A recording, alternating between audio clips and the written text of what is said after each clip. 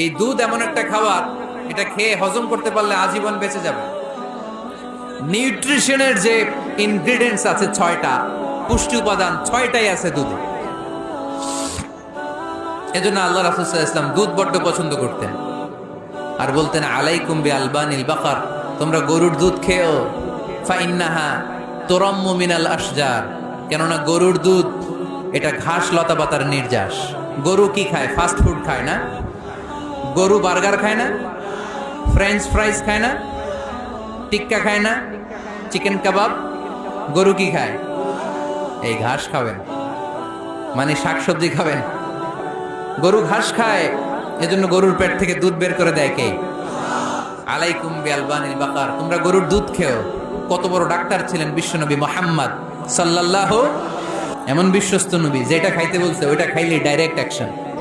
কালিজিরা খেতে বলতেন, মধু খেতে বলতেন, লাউ খেতেন। লাউ খেলে পেট যত ঠান্ডা থাকে পৃথিবীর কোনো খাবার এত ঠান্ডা হয় না পেট, ঠিক কি না?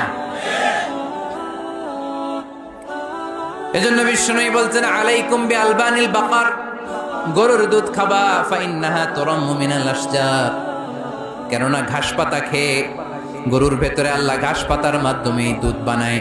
আবার বিশ্বনবী বললেন মেরাজের রাতে জিব্রাইল 3টা মগ এনে আমার হাতে দিয়েছিল।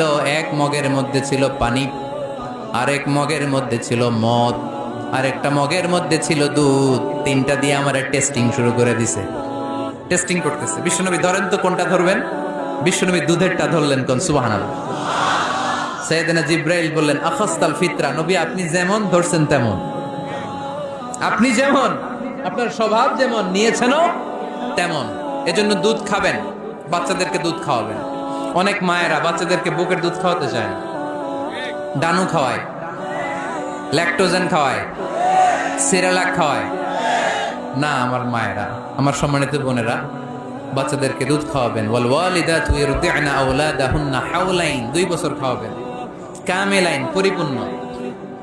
লিমান আরাদা আন ইউতিম্মার রাদাআ, কারণ মায়ের বুকের দুধের প্রথম যে দিক থেকে যে দুধটা বের হয় এটাকে বলে শাল দুধ। এই শাল দুধের মধ্যে অনেক ন্যাচারাল ভ্যাকসিন আছে।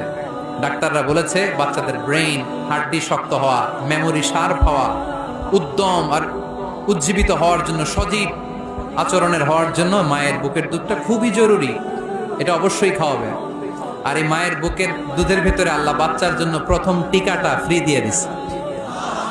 বাচ্চার জন্য কিছু টিকা দেয়া লাগে না, যক্ষা এটা সেটা, প্রথম টিকাটা ফ্রি। প্রথম টিকাটা আল্লাহ দিছে মায়ের বুকের দুধের ভিতরে।